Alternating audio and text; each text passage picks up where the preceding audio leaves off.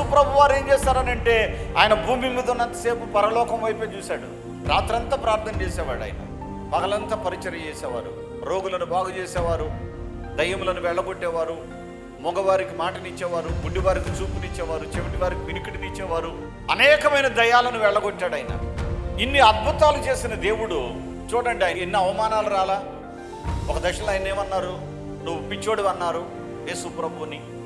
ఒక సందర్భంలోనేమో ఈయన ఎంతసేపు పాపులను వెంటేసుకు తిరుగుతాడని అన్నారు. ఒక దశలోనేమో నువ్వు దయ్యముల అధిపతి అన్నారు. యేసు ప్రభు వారికి కోపం రాదా? ఎక్కడన్నా ఒక బూతు మాట తిట్టినట్టు మనం చూస్తామా?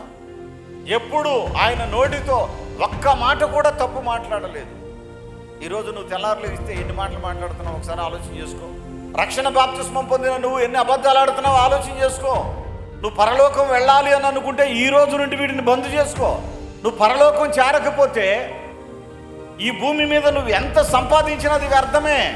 మనం పరలోకం వెళ్ళాలనేది మన యొక్క ముఖ్యమైనటువంటి గురి అయి ఉండాలి.